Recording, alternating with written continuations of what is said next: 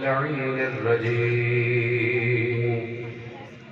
بسم الله الرحمن الرحيم الحمد لله المعروف من غير رؤية والخالق من غير ربية الذي لم يزل قائما دائما إذ لا سماع ذات أبراج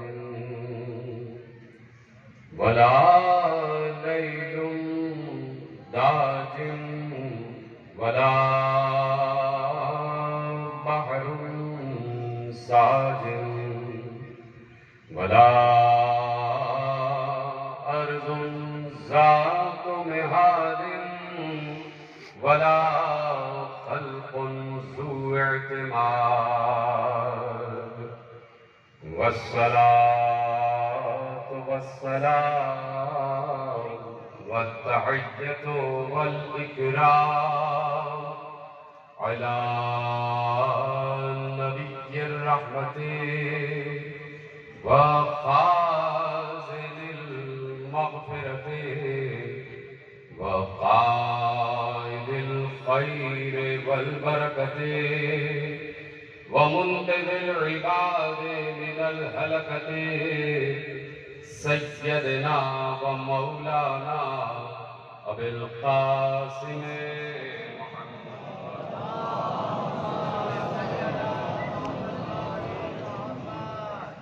وأهل بيته الطيبين الطاهرين المعصومين المظلومين المنتخبين المنتجبين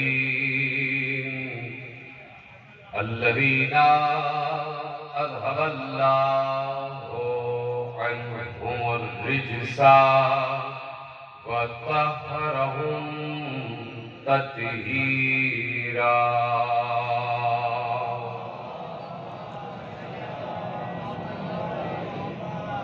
أما بعد فقد قال الله سبحانه وتعالى في محكم كتابه المجيد وفرقانه الحميد وقوله الحق بسم الله الرحمن الرحيم يعرفون نعمة الله ثم ينكرونها وأكثرهم الكافرون صلوات محمد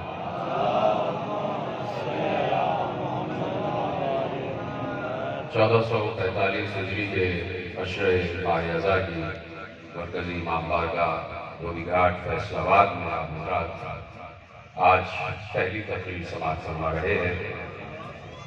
یہاں کی تقاریر کا جو عنوان معین کیا گیا ہے وہ ہے وسائل معرفت۔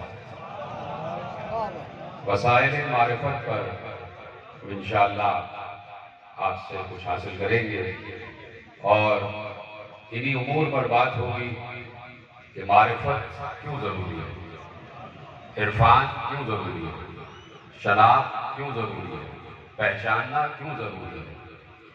اور یہ جس فرش ازا پر ہم اور آپ اس وقت بیٹھے ہوئے ہیں، یہ فرش ازا سب سے بڑا وسیلہ معرفت ہے، سب سے بڑا وسیلہ معرفت یہ فرش ازا ہے۔ اور میں یقیناً یہ بات کہنے میں حق بجانب ہوں کہ جہاں جہاں بھی حق پسندی ہے اور جہاں جہاں بھی حق کی طرف سفر ہے، 1400 برس سے ہم یہی دیکھ رہے ہیں، جو بھی حق کی طرف آیا وہ دو ہی شخصیات سے متاثر ہو کر آیا، یا تو حسین سے یا مادر حسین سے۔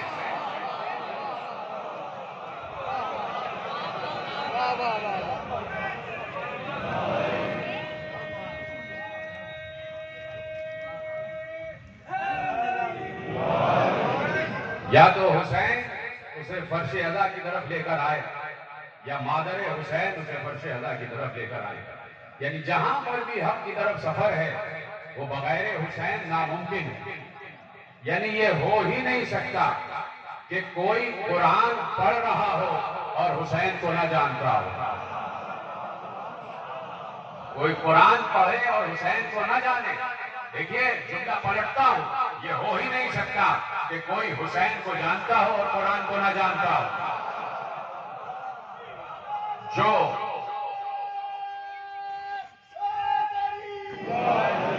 جو شناسائے حسین ہے، جو عارف حسین ہے، وہی عارف قرآن ہے. جو حسین کی قدر جانتا ہے وہی قرآن کی قدر جانتا ہے. جو حسین کا ادب جانتا ہے وہی قرآن کا ادب جانتا ہے. جو حسین کی تفسیر جانتا ہے وہی قرآن کی تفسیر جانتا ہے. یہی ایک جملہ مسلم ابن عقیل نے جب کوفے میں داخل ہوئے اور خطبہ دیا ہے تو مسلم کے بڑے خطبے میں سے ایک جملہ ہے جو آپ کے حوالے کرتا ہوں. اور انہوں نے کہا کہ فاقلو یا اہل الکوفہ، اے اہل کوفہ ذرا عقل سے کام لو. اترکتم ابا عبداللہ، تم اس ابا عبداللہ کو چھوڑ رہے ہو جو تفسیر کتاب ہے، تم اس ابا عبداللہ حسین کو چھوڑ رہے ہو. ایک شارب الخمور کے لیے، ایک شرابی کے لیے اسے چھوڑ رہے ہو جو قرآن کی تفسیر ہے، جو تفسیر الکتاب ہے. یعنی مسلم نے یہ جملہ کہہ دیا، مسلم نے یہ جملہ سمجھا دیا. مسلم نے، وہ مسلم نہیں جو حسین کو نہ جانتا ہو نہ پہچانوا سکے.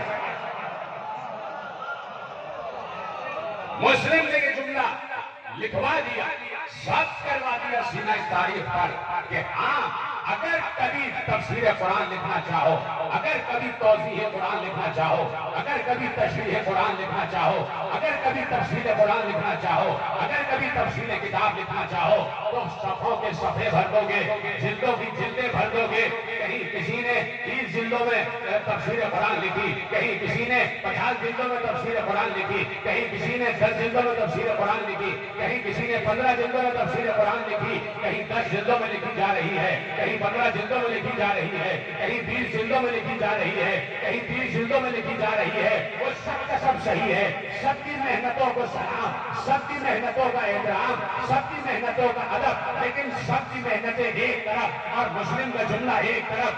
لکھ دو 30 جلدیں تفسیر قرآن میں، وہ 30 جلدیں ایک طرف اور تفسیر کا ایک جملہ ایک طرف. تفسیر قرآن کا ایک لفظ ایک طرف. یا تو 30 جلدیں لکھ دو تفسیر میں یا نام حسین لکھ دو تفسیر میں، یا نام حسین لکھ دو. مجھے بتاؤ کہ گیا ہے کہ جو قافلہ کربلا کی طرف، اس میں ایک ایک شخص مفسر قرآن تھا. بڑی آسانی سنا آپ نے جملہ. ایک ایک شخص جسے حسین چن کر لائے تھے، سب مفسر قرآن تھے. اس لیے کہ سب حسین کو جانتے تھے.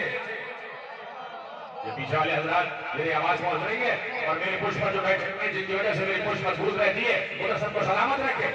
سب مفسر قرآن تھے، سب مدبر قرآن تھے، سب تفسیر قرآن جانتے تھے، سب تدبیر قرآن جانتے تھے، سب اللہ کو پہچانتے تھے. اس لیے کہ حسین کو پہچانتے تھے. جس نے حسین کی تفسیر کر لی سمجھ لو اس نے قرآن کی تفسیر کر لی. جس نے قرآن کا احترام سکھایا، اس نے قرآن کا احترام سکھایا، اس کا نام ہے حسین. جس نے قرآن بتایا اس کا نام ہے محمد. جس نے قرآن بچایا اس کا نام ہے حسین. اگر آج کہیں دنیا کے کسی خطے سے کوئی جاہل و اجہل، کوئی ابو جہل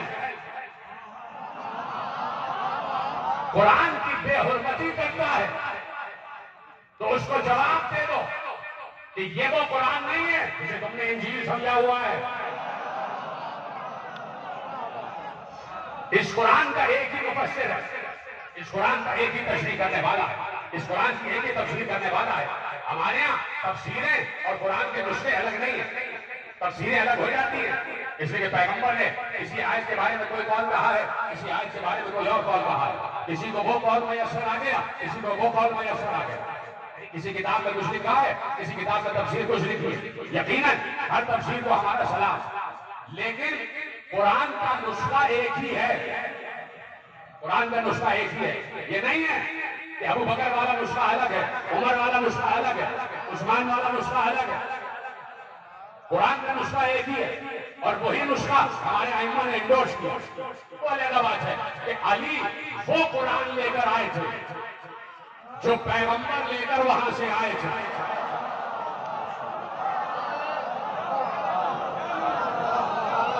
علی تنزیل و ترتیب کے اعتبار سے وہی قرآن لے کر آئے تھے، وہی امت کو قرآن دے رہے تھے کہ جو اپنی اصل صورت کے ساتھ نازل ہوا تھا، لیکن دور عثمان سے حضرت عثمان رضی اللہ تعالیٰ عنہ کے دور میں وہ قرآن جمع کیا گیا، اور اس کے بعد وہ قرآن ہمارے سامنے آ گیا، اور پھر ہر امام نے کہا کہ قرآن بالکل صحیح ہے، اس میں کوئی اختلاف نہیں ہے، اس میں کوئی اختلاف نہیں ہے۔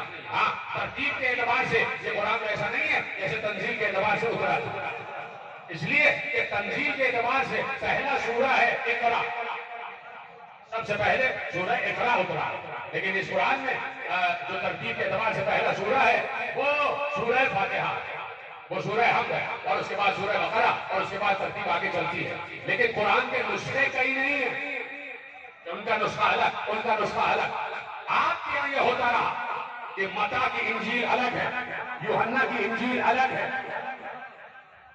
یوحنا کی انجیل الگ ہے، متی کی انجیل الگ ہے، اور مختلف نسخے انجیل کے آگے، یہاں قرآن ایک ہی ہے، قرآن کل بھی ایک تھا، آج بھی ایک ہے، قیامت تک ایک رہے گا۔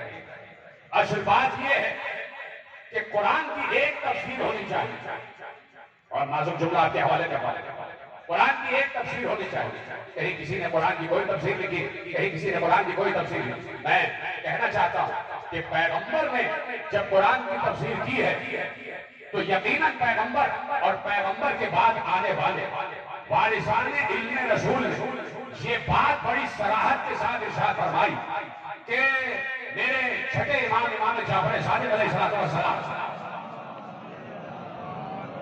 ارشاد فرماتے ہیں کہ قرآن کے ایک ایک لفظ کے 70,000 معنی ہیں۔ قرآن کو کیا معمولی سمجھا ہوا ہے؟ قرآن کو کیا اپنے گھر کی کتاب سمجھا ہوا ہے؟ ہاں، اگر قرآن کسی کے گھر کی کتاب ہے تو اس گھر کا نام ہے آل محمد کا گھر۔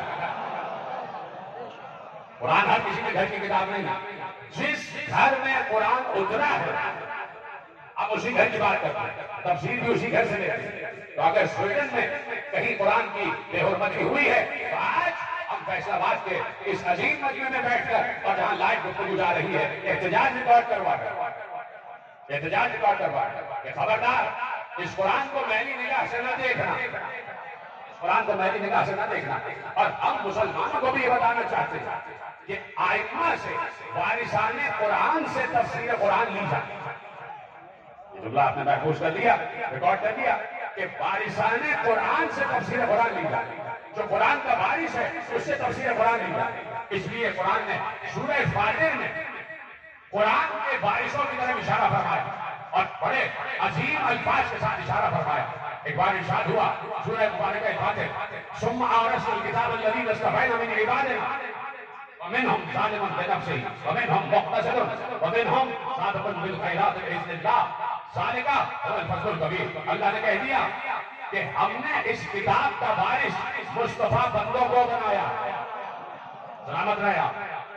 یہ آیتیں آپ کی سنی ہوئی، یہ آیتیں آپ 1400 برس سے اسی طرح سن رہے ہیں۔ کل اسی فرشیدہ پر بیٹھ کر ہمارے آباء و اجداد قرآن سنتے تھے، آج ہم سن رہے ہیں، کل ہماری نسلیں سنیں گی۔ قرآن نہیں بدلا، اس لیے کہ وارث قرآن نہیں بدلا، وارث قرآن نہیں بدلا۔ قرآن نہ بدلا ہے نہ بدلے گا، اس لیے کہ وارث نہ بدلا ہے نہ بدلے گا، وارث نہیں بدلتا، اس لیے قرآن بھی نہیں بدلے گا اور تفسیر بھی نہیں بدلے گی۔ ثم اورثنا الکتاب الذین اصطفینا من عبادنا، ہم نے اپنی اس کتاب کا وارث بنایا۔ خبردار اس کتاب کو لاوارث نہ سمجھنا، اس کتاب کو لاوارث نہ سمجھنا۔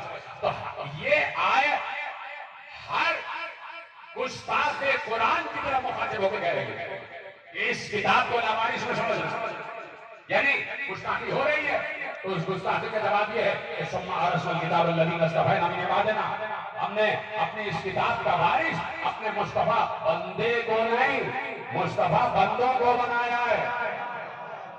مصطفیٰ بندہ نہیں، مصطفیٰ بندے۔ اللہ بتایا کہ کچھ مصطفیٰ جیسے اور بھی ہیں، کچھ مصطفیٰ جیسے اور بھی ہیں، اور وہ بھی مصطفیٰ ہیں، وہ بھی مصطفیٰ ہے۔ وہ مصطفیٰ ایک مصطفیٰ ہے، اور اس مصطفیٰ جیسے اور بھی، اور جو مصطفیٰ جیسے ہیں وہی ہماری کتاب کے وارث، وہی ہماری کتاب کے وارث۔ تم کتاب کو کوئی نقصان نہیں پہنچا سکتے، اس لیے کہ ان علینا جمعہ، اس کی جمع آوری کی ذمہ داری بھی ہم پر ہی ہے، اور قرآن اور ہمیں اس کی تلاوت کرنا، اس کا جمع کرنا بھی ہمارے ذمہ ہے، اور اس کی قرأت بھی ہمارے ذمہ ہے۔ اور پھر کہہ دیا کہ انا نحن نزلنا الذکر وانا لہ لحافظون، ہم نے ہی اس ذکر کو نازل کیا ہے اور ہم ہی اس کی حفاظت کرنے والے ہیں، یعنی ذکر کی حفاظت کرنے والا کوئی ہے۔ اللہ اکبر۔ آپ نے جملہ یقیناً محفوظ کیا، لیکن مجھے بتایا نہیں کیا کہا، انا نحن، یہ نہیں کہا کہ انا انا، یہ نہیں کہا کہ میں اس قرآن کی حفاظت کرنے والا ہوں، کہا ہم اس قرآن کی حفاظت کرنے والے ہیں، یعنی کچھ ہیں اللہ کے علاوہ جو محافظان قرآن ہیں۔ انا نحن نزلنا الذکر وانا لہ لحافظون، ہم ہی اس کی حفاظت کرنے والے ہیں۔ تو 1400 برس سے قرآن کی حفاظت ہو رہی ہے، 1400 برس سے قرآن کی حفاظت ہو رہی ہے، اور قرآن کے کوئی ایک لفظ کو بدل کے نہ دکھا سکا۔ قرآن یقیناً ہر آنے والے دور میں اپنی حقانیت کو ثابت کرتا چلا جا رہا ہے۔ تو اس نے کہا ثم اورثنا الکتاب الذین اصطفینا من عبادنا، ہم نے اپنی اس کتاب کا وارث اپنے مصطفیٰ بندوں کو بنایا، اپنے مصطفیٰ بندوں کو بنایا۔ تو یہ حسین نہیں جا رہے تھے، یہ مصطفیٰ بندہ جا رہا تھا، یہ حسین نہیں، یہ مصطفیٰ بندہ تھا، یہ وارث قرآن تھا، وارث قرآن تھا۔ حسین قرآن کی اصل تفسیر بتانے اور بچانے جا رہے تھے، حسین توحید کی روح بچانے جا رہے تھے، حسین روح نماز بچانے جا رہے تھے۔ نماز تو پڑھی جا رہی تھی، نماز تو پڑھی جا رہی تھی، نماز تو لشکر یزید بھی پڑھ رہا تھا، لیکن حسین بتانا چاہ رہے تھے کہ بے روح نمازیں نہ پڑھو، بے روح نمازیں نہ پڑھو، بے روح قرآن نہ پڑھو، آؤ مجھے دیکھو، میں ہوں روح نماز۔ اگر میں روح نماز نہ ہوتا تو کبھی بھی سجدے میں پشت رسول پر نہ آتا، اگر میں روح نماز نہ ہوتا تو کبھی بھی سجدے میں پشت رسول پر نہ آتا۔ تو یہ حسین ہے، اور میں نے اس لیے جملہ کہا کہ حسین کے ساتھ ایک فرد جا رہا تھا، وہ سب کے سب مفسر تھے، سب جانتے تھے کہ تفسیر قرآن کیا ہے۔ کسی نے علی کی بزم میں بیٹھ کر تفسیر سیکھی، کسی نے حسن مصطفیٰ سے تفسیر سنی، اور کوئی حسین کو مجسم تفسیر دیکھ رہا ہے کہ یہ مجسم قرآن کی تفسیر ہے، یہ مجسم قرآن کی تفسیر ہے۔ تو سب حسین کے پیچھے جا رہے ہیں، اور ایک ایک شخص مفسر قرآن، اس لیے کہ سب حسین کو پہچانتے ہیں۔ اب بتایا جملہ کہ جو حسین کو پہچانتا ہے وہ قرآن کو پہچانتا ہے، جو حسین کی تفسیر جانتا ہے وہ قرآن کی تفسیر جانتا ہے۔ تو حسین جا رہے تھے، تو کہاں جا رہے تھے؟ حسین توحید کی روح کو بچانے جا رہے تھے، رسالت کی روح کو بچانے جا رہے تھے، نبوت کی روح کو بچانے جا رہے تھے، بتانے جا رہے تھے کہ تمہارے سر پر قیامت آ چکی ہے، بتانے جا رہے تھے کہ نماز کیا ہے، بتانے جا رہے تھے کہ روزہ کیا ہے، بتانے جا رہے تھے کہ حج و زکات و جہاد کیا ہے، بتانے جا رہے تھے کہ نکلا ہوں امر بالمعروف و نہی عن المنکر کے لیے، میں نکلا ہوں، میں تمہیں بتاؤں گا کہ معروف کسے کہتے ہیں اور منکر کسے کہتے ہیں، میں تمہیں بتاؤں۔ تو حسین مجسم تفسیر قرآن بن کے نکلے۔ تو اب حسین جملہ میں آپ کے حوالے کرنا چاہتا ہوں، جا کے پڑھیے مدارج النبوہ، شاہ عبداللہ محدث دہلوی، اہلی تقریر ہے، تو اسی انداز سے میں آپ کے حوالے جملے کروں گا۔ مدارج النبوہ، شاہ عبداللہ محدث دہلوی۔ آج اعتراض اگر ہوگا حسین پر، یاد رکھو میرا یہ جملہ عالم اسلام کے لیے ایک اہم ترین پیغام ہے کہ جب حسین پر اور علی پر اور اولاد علی پر اعتراض ہوتا رہے گا، کہیں نہ کہیں کوئی نہ کوئی جاہل اس سے فائدہ اٹھا کر قرآن کی گستاخی کرے. جتنا مسلم امہ احترام علی حسین اور آل رسول کرے گی اتنا ہی دیگر امتیں احترام قرآن کریں گی. آپ جب بارش قرآن کو ہلکا بنا دیں گے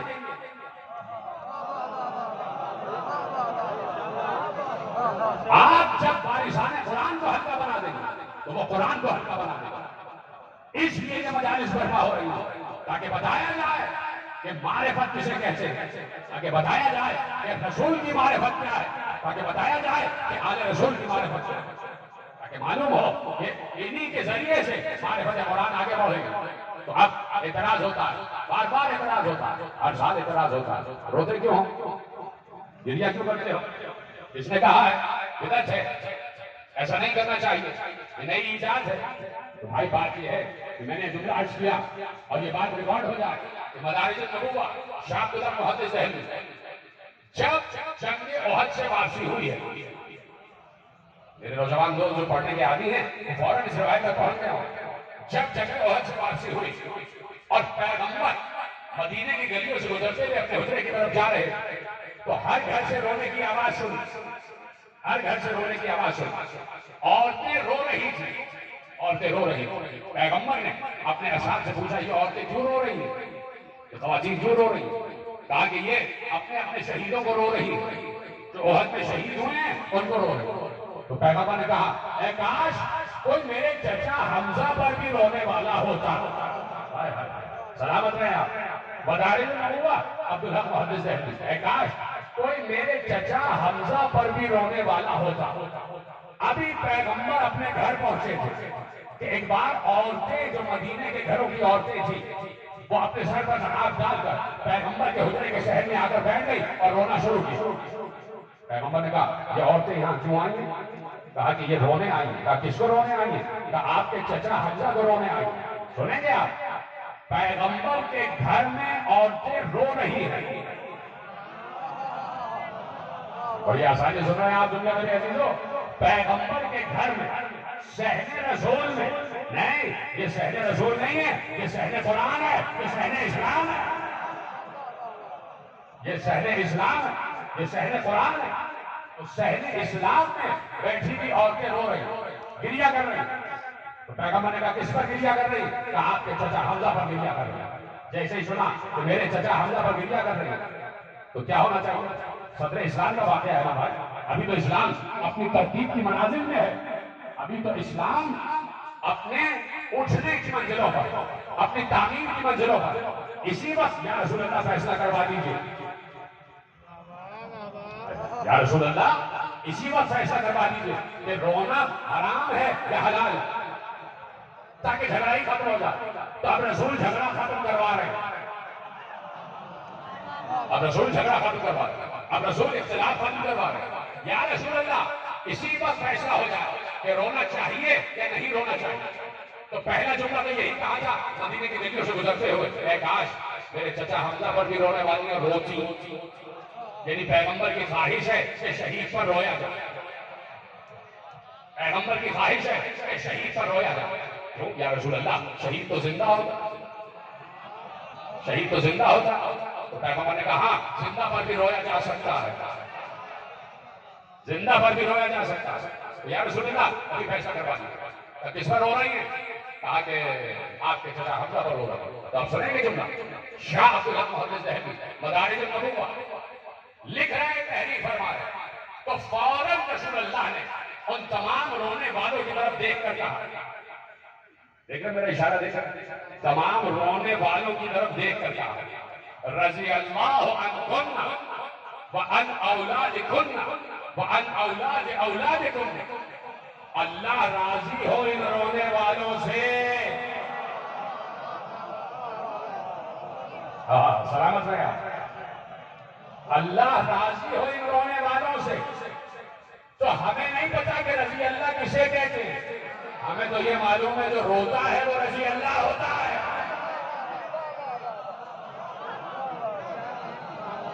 ہوتا ہے رضی اللہ ہوتا ہے. رضی اللہ عنکم ان تمام عورتوں سے اللہ راضی ہو. اب صرف یہ نہیں کہا ان تمام عورتوں سے اللہ راضی ہو. خدا کی قسم کیا جملہ کہا؟ وَعَنْ أَوْلَادِكُنَّ، اور ان کی اولاد سے بھی اللہ راضی ہو. یہیں پر جملہ نہیں رکا. وَعَنْ أَوْلَادِكُنَّ، اور ان کی اولاد کی اولاد سے اللہ راضی ہو.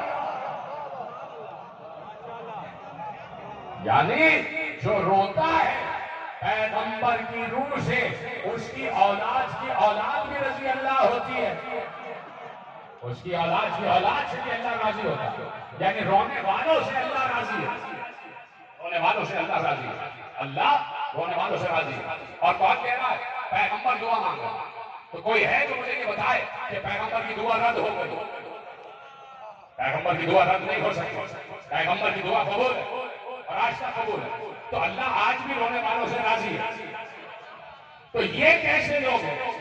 یہ کیسے لوگ ہیں کہ اللہ جن سے راضی ہے یہ ان سے ناراضی ہے؟ سلامت رہے. کون لوگ ہیں وہ کہ جن سے اللہ راضی ہو وہ ان سے ناراضی ہو جائے؟ تو بھائی بات ناراضی کی نہیں ہے، بات ہے کہ اللہ کی رضا کیا ہے. اللہ کی رضا کیا ہے، اللہ کی مرضی کیا ہے. حضرت عبداللہ ابن عباس رضی اللہ تعالی عنہ، دیکھیے یا تو اصحاب کے نام میں رضی اللہ لگتا ہے یا رونے والوں کے لیے پیغمبر نے کہا رضی اللہ عنہ. سلامت رہے. سلامت رکھے. حسن صادق صاحب تشریف لے آئے. خدا ان کا سایہ سلامت رکھے.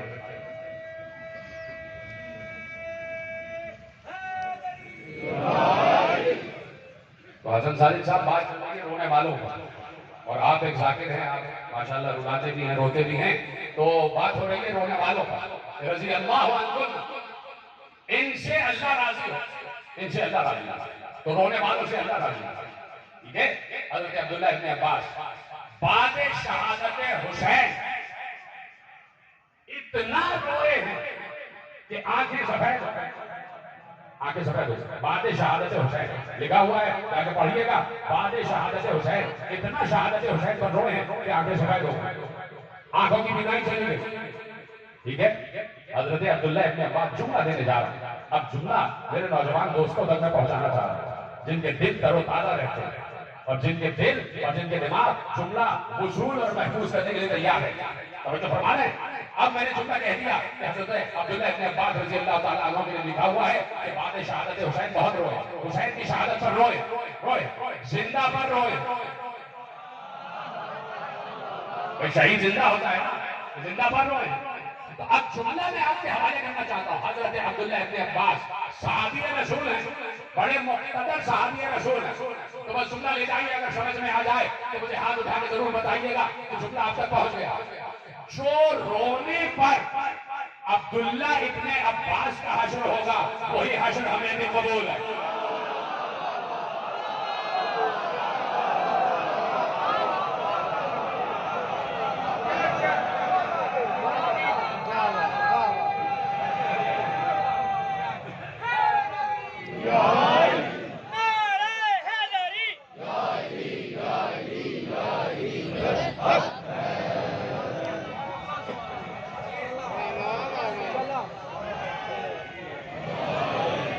تو رونا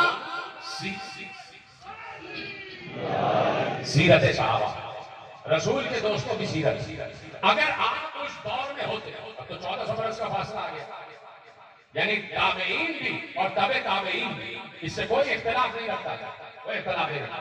بعد میں لوگ آتے گئے، کہیں سے کوئی داخل ہوا، کہیں سے کوئی داخل ہوا.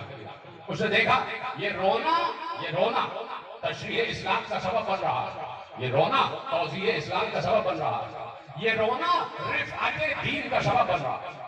انہوں نے کہا کہ رونا ہی ختم کر دیا جائے، رونے کو ہی ہٹا دیا. رونا کوئی معمولی چیز نہیں ہے. یہ رونا بہت علم والوں کا مشغلہ، یہ رونا علم والوں کا مشغلہ ہے، علم والوں کی مصروفیت ہے، علم والوں کا کام ہے رونا. جا کے پڑھیے صحیح بخاری. 3 سال پہلے میں نے یہ حوالہ دیا اور آج چونکہ موضوع میں آ رہا ہے تو دہرا رہا ہوں. صحیح البخاری، اس میں باب صدقہ بالکسوف، باب ہے، چیپٹر ہے صدقے کا. سورج اور چاند کے گھر میں جو صدقہ دیا جاتا ہے اس چیپٹر میں ایک حدیث لکھی ہوئی حدیث کسی اور موضوع پر ہے، لکھی کسی اور موضوع پر۔ بعض حدیثیں آپ کو صحیح بخاری میں اس کے اصل موضوع میں نہیں ملے گی، آپ کو کسی اور موضوع میں، کسی اور چیپٹر میں، کسی اور باب میں مل جائے گی۔ بڑا کام کیا ہے امام محمد ابن اسماعیل بخاری نے۔ تو اب ان کو خراج عقیدت پیش کرتا ہوا آگے بڑھا کہ باب صدقہ فی الکسوف لکھا ہے کہ پیغمبر نے منبر پر بیٹھ کر اپنی امت کو مخاطب کیا، صرف اصحاب کو مخاطب نہیں کیا۔ اگر صرف اصحاب کو مخاطب کرتے تو بات وہیں تک رہ جاتی جہاں تک اصحاب تھے۔ بھائی اصحاب کو کبھی نہ کبھی تو اس دنیا سے جانا تھا، اصحاب کے بعد تابعین، تابعین کے بعد تابع تابعین، اور اس کے بعد ایک سلسلہ ہے جو آگے بڑھتا ہے، پھر علم رجال ہے، یہ تمام چیزیں ہیں۔ لیکن پیغمبر نے یہ نہیں کہا کہ یا اصحابی، پیغمبر نے کہا یا امت محمد، یا امت محمد، اے امت محمد، اے امت محمد۔ اجازت ہے کہ حدیث پیش کی جائے؟ آپ کی توجہات کا بڑا شکر گزار ہوں کہ صبح کے اس پہر آپ بڑی تعداد میں تشریف لاتے، اور یقیناً جہاں جہاں میرا جانا ہوتا ہے وہ آپ سب پر حیرت کر رہے ہوتے ہیں۔ جہاں جہاں دنیا کے جس خطے میں میرا جانا ہوتا ہے وہ فیصل آباد کے اس اشرے پر بڑی حیرت کر رہے ہوتے ہیں کہ صبح کے 7 بجے